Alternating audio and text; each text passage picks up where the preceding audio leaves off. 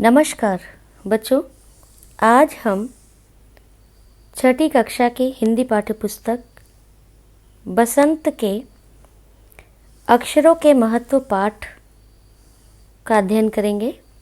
बच्चों, आज हम इस पाठ के जो पाठ्यपुस्तक में जो प्रश्न अभ्यास दिए गए हैं, इसके अलावा कुछ अतिरिक्त प्रश्न उत्तर पर भी विचार विमर्श करेंगे।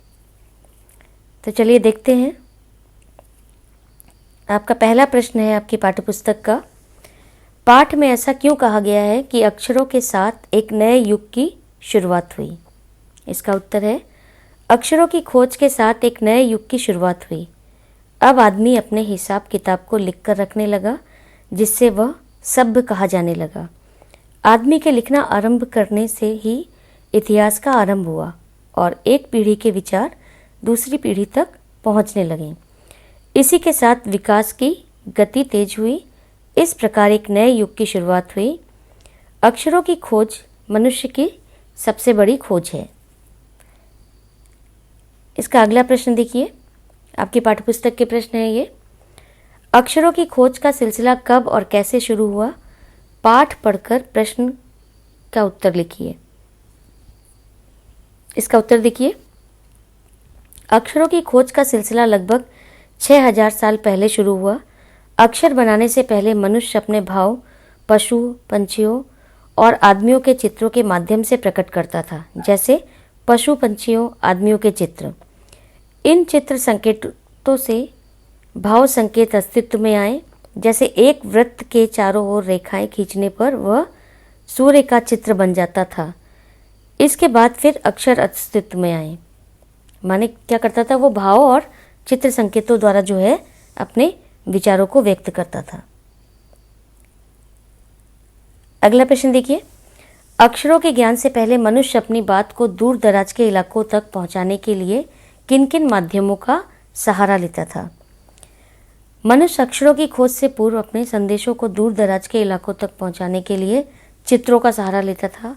वह पशु, पंछियों, आदमियों तथा अन्य वस्तुओं के चित्र बनाकर अपनी बात दूर दूर के इलाकों में पहुंचाता था।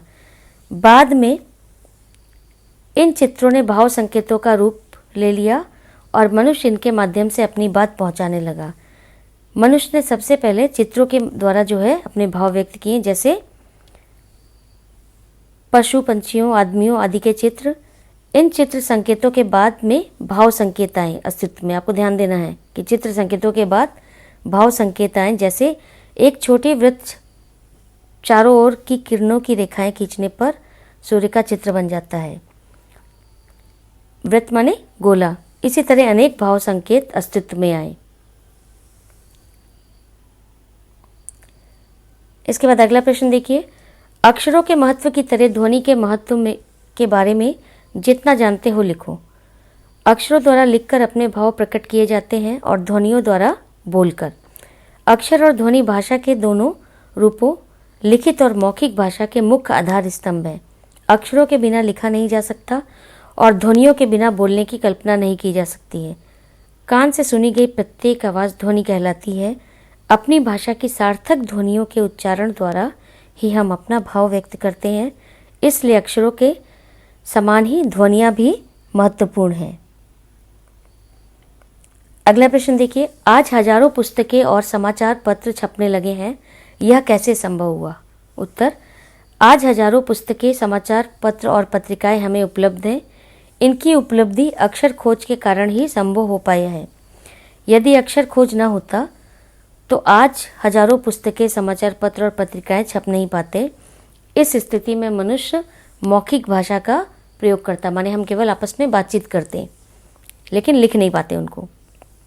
अगला देखिए प्रश्न, अक्षरों का क्या महत्व है? अक्षर लिखित भाषा की बुनियाद है। लिखे हुए शब्द स्थायी होते हैं।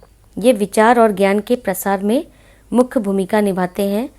अक्षरों के माध्यम से हम देश दुनिया की खबरें और विभिन्न जानकारियाँ पत्र, पत्रिकाओं और पुस्तकों में पढ़ते हैं। इस प्रकार अक्षर बहुत महत्वपूर्ण है। अच्छा, अगला प्रश्न देखिए, पुराने जमाने में लोग यह क्यों सोचते थे कि अक्षर और भाषा की खोज ईश्वर ने की है? अनुमान लगाओ और बताओ। पुराने जमाने के लोग नहीं जानते थे कि अक्षरों की खोज किसने की है। उनका ज्ञान सीमित था। उनकी ईश्वर के प्रति निष्ठा अधिक थी। उन्हें यह भी अनुमान नहीं रहा होगा कि अक्षरों की खोज मानव भी कर सकता है। वे ईश्वर को सर्वशक्तिमान मानते थे, माने उसको सबसे शक्तिशाली मानते थे। पुराने ज़माने के लोगों का विचार होगा कि मानव इतना ज्ञानवान नहीं हो सकता कि वह अक्षरों की खोज कर सकता है, इसलिए वे सोचते होंगे कि अक्षरों की खोज ईश्वर ने की थी। अगला प्रश्न देखिए, क्या होता अगर हमारे पास अक्षर न होते? अगर हमें अक्षरों का ज्ञान न होता तो हम आज भी हजारों वर्ष पहले वाली दुनिया में भटकते, भावों विचारों को लिखकर व्यक्त न कर पाते। तब हम अपना ज्ञान अगली पीढ़ी तक नहीं पहुंचा पाते और हमारा पूर्ण विकास नहीं हो पाता। हम वहां तक नहीं पहुंच पाते जहां हम आज मौजूद हैं, माने हम विकसित नहीं हो पाते, उन्नत नहीं हो पाते। क्या होता अगर हमारे पास भाषा न होती? ये आपका ख है। खा का उत्तर देखिए, भाषा भावों को प्रकट करने का साधन है। भाषा नहीं होती तो हम अपने विचारों को ना तो बोलकर और ना लिखकर दूसरों पर प्रकट कर पाते। हमारा सामाजिक दायरा बढ़ नहीं पाता और अलगाव बना रहता। जैसे पशु साथ रहकर भी अलग रहते हैं, वैसी स्थिति मनुष्य की भी होती। इसके बाद देखिए, कल्पना करो कि यदि हमें अक्षरों का ज्ञान ना होता तो क्या होता? यदि हमें अक्षरों का ज्ञान ना होता तो हम हमारे इतिहास को न जान पाते, हम पुरानी पीढ़ी के ज्ञान से कुछ सीख नहीं पाते, हमारा विकास तेजी से ना होता। अगला देखिए प्रश्न, अक्षरों की खोज का इतिहास की जानकारी से क्या संबंध है? अक्षरों से ही हमें इतिहास की जानकारी मिलती है। अतीत में लिखे गए ग्रंथ और कहानियाँ हमें उस बीते समय के बारे में ही बताते हैं। वास्तव में इतिहास की शुरुआत तभी से मानी जाती है जब से मनुष्य द्वारा लिखे लेख प्राप्त होते हैं। अतः अक्षरों की खोज का इतिहास की जानकारी से गहरा संबंध है। माने जब हमारे पास लिखित कुछ होता ही नहीं, कोई ग्रंथ नहीं होता, तो हम जो है इतिहास नहीं जान पाते। चलिए आगे देखते हैं, ये आपके छोटे छोटे प्रश्न उत्तर हैं। अब तक दुनिया में कितनी पुस्तकें छप चुकी हैं? दुनिया में अब तक करोड़ों पुस्तकें छप चुकी हैं। अगला प्रश्न देखिए, धरती का अस्तित्व कब से है? धरती का अस्तित्व लगभग 5 अरब साल पहले से है। अगला प्रश्न है, आदमी ने गाँव में रहना कब से शुरू किया? करीब 10,000 साल पहले आदमी ने गाँव में रहना शुरू किया। मनुष्य से पहले इस धरती पर किसका राज्य था? उत्तर है, धरती पर करोड़ों साल केवल जानवरों और वनस्पतियों का राज्य रहा। अगला प्रश्न है, सूर्य का चित्र किसका द्योतक बन गया? उत्तर, आगे चलकर सूर्य का चित्र ताप या धूप का द्योतक बन गया। द्योतक माने सूचक बन गया। अगला प्रश्न है, प्रागैतिहासिक काल किसे कहते हैं? उत्तर, इतिहास के आरंभ से पहले के काल को प्रागैतिहासिक काल कहा जाता है। माने जब से हमारा लिखित ग्रंथ मिलने लगे तब से जो है इतिहास जो है हम जानने लगे, इतिहास का आरंभ जो है हम मानते हैं। अगला प्रश्न है, धरती पर मानव की उत्पत्ति कब हुई? उत्तर, धरती पर मानव की उत्पत्ति करीब 5 लाख साल पहले हुई है। इतिहास कब शुरू होता है? उत्तर, जिस समय से मनुष्य के लिखे लेख मिलने लगते हैं उस समय से इतिहास शुरू होता है। तो बच्चों, ये जो है आपके अक्षरों के महत्व पाठ के जो है प्रश्न अभ्यास है। इसमें कुछ अतिरिक्त प्रश्न भी हैं, तो इन्हें आप अच्छी तरह से पढ़िएगा। आशा करते हैं आपको प्रश्न उत्तर जो है अच्छी तरह समझ में आ गए होंगे। धन्यवाद।